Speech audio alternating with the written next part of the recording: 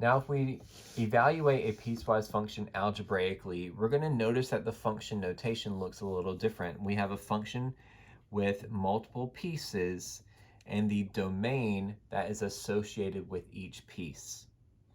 So this is saying the function is negative 2x plus 7, but only for the x values that are less than negative 3. After that, it switches to a different function type. So x squared minus 4 is only between negative 3 and positive 2, and so on.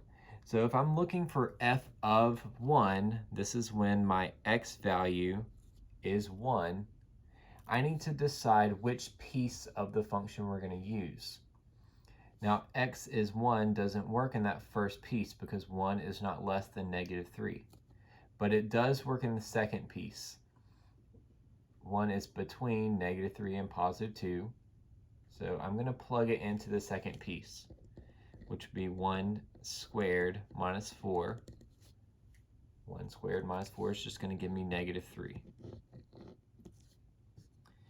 If we're finding f of negative 5, our x is negative 5. So that is going to go in the first piece because negative 5 is less than negative 3. And we're going to plug it in to get negative 2 times negative 5 plus 7. That gives me positive 10 plus 7, 17. When x is 2, that's going to go into the last piece because this one is defined for when x is equal to 2. If I plug that into the last piece, I have half of 2 minus 3. Half of 2 is 1, and 1 minus 3 is negative 2. Lastly, we have f of 6. X is 6. That goes into the third piece as well because 6 is greater than 2. So plug that in, we get half of 6 minus 3. Half of 6 is 3, and 3 minus 3 is 0.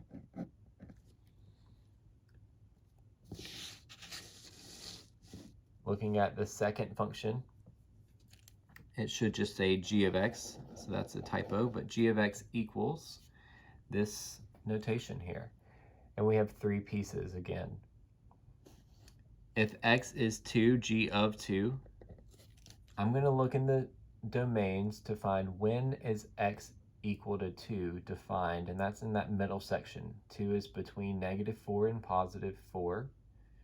So if I plug it into that middle section, that would be negative 2 times 2 squared plus 9. Order of operations tell you to do exponents first. So 2 squared is 4.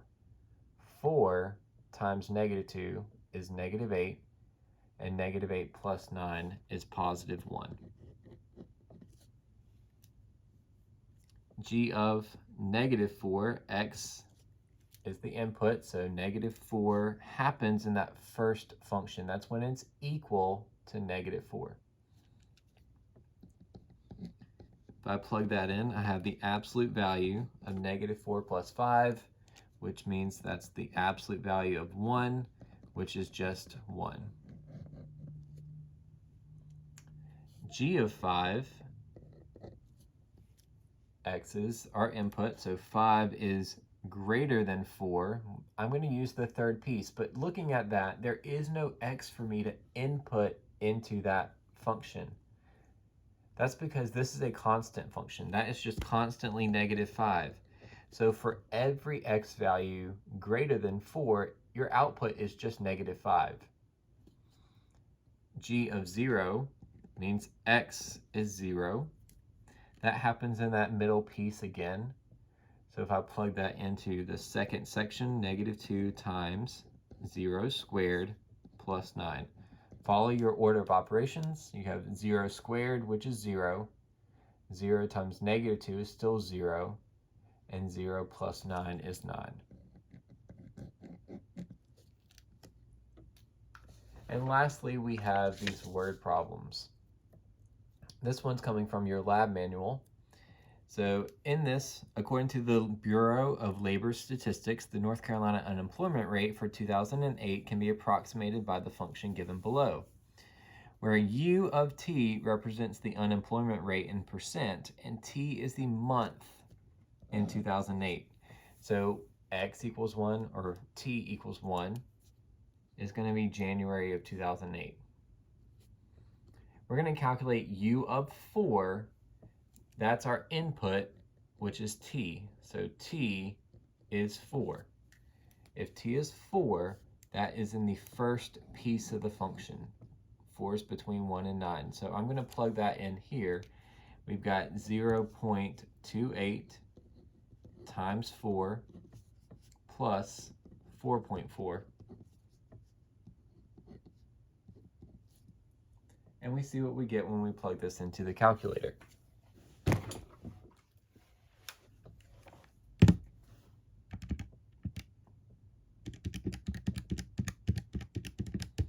It's 5.56. What this would mean is the time is 4, and this 1 is January. So we're looking at April of 2008. So in April 2008, the unemployment rate was 5.56%, because it said the unemployment rate was already in a percent format. So we can use function notation to represent December of 2008 and calculate the value. December would be month 12. So we're finding U of 12. That's going to exist in the second piece of the function. So I'm plugging in 12 into t. I have 0.8 t minus 0.93. And we go into our calculator again. So 0.8 times 12 minus 0.93 is 8.67.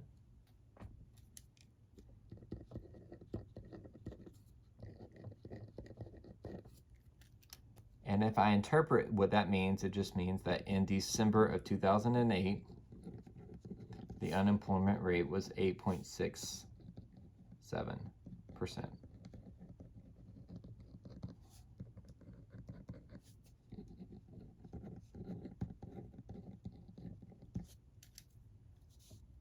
Lastly, we have when in 2008 was the unemployment rate 6.12. This when is our clue to figure out that we are trying to find the input. So we want to find t. We know the output. We know the unemployment rate was 6.12%. The problem is this is a piecewise function where t could be any specific value for that first section or the second section. We're going to need to test both. So we want to see, does the first section reach 6.12%? So 6.12 equals 0.28t plus 4.44. And we'll solve this equation just like normal. So I would subtract 4.44, get 1.68 equals 0.28t, and divide by 0.28, which is 6.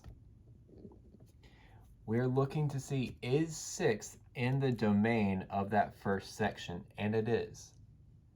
Since 6 is there, we can say in June 2008, the unemployment rate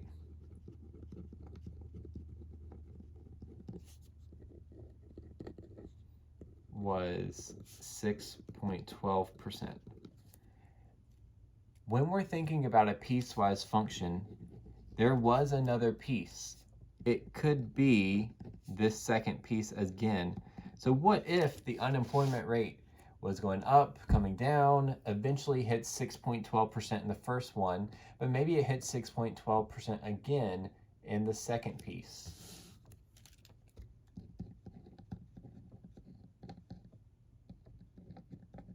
So we're going to solve this equation. 6.12, we're going to add 0.93. 7.05 equals 0.8t. If I divide by 0.8, we get 8.8125. That t is not in the domain of that second piece. That second piece does not even work for t equals 8.8125. So this is not in the domain. It cannot be a possibility. The only time that the unemployment rate was 6.12% happened in June of 2008. All right, if you want to pause the video and try number 2 on your own, go ahead. If you want to do it with me, you can keep playing. This one we have in 2017, the federal tax income for an individual with an income of 0 and $9,325 is 10%. For gross incomes greater than $9,325 up to $37,950, the rate increased to 15%. So we're going to see these two pieces because it depends on how much money you have as your gross income. So it says how much tax is owed by an individual with a gross income of $12,000. $12,000 is in that second piece because the income is more than $9,325. So I'm going to find T of 12,000. That means I have 0.15 times 12,000 minus 9,325 plus 932.50. And you can use your calculator for all of that computation.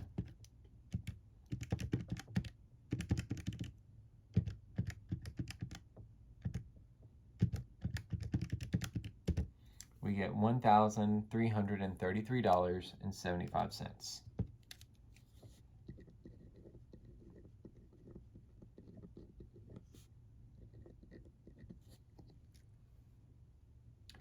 Then part B, what was the gross income of an individual who paid $850 in taxes?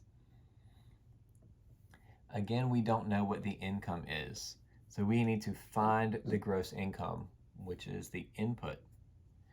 So I'm going to set the taxes, 850, equal to each piece, which would be 0.10i, or 850 is equal to 0.15 I minus 9,325 plus $932.50. We'll solve both of these. Now the first one is a little bit easier because we're just dividing by 0.10. So if I do 850 divided by 0.10, I get 8,500. I, 8,500, is in the domain of that first section. So that would work because it is in the domain.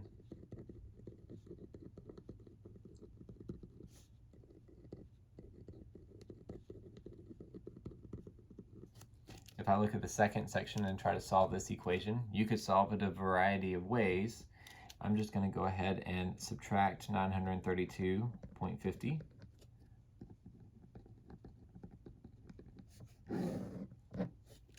So 850 minus 932.50 is negative 82.5.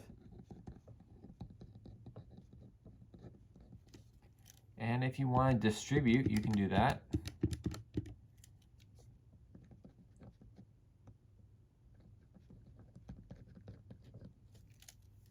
I can add 1398.75 over negative 82.5 plus 1398.75 is 1316.25, and we're dividing by 0.15. So the income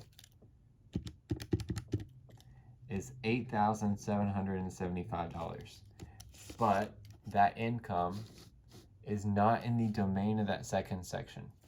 So that cannot happen. It's not in the domain of the second piece.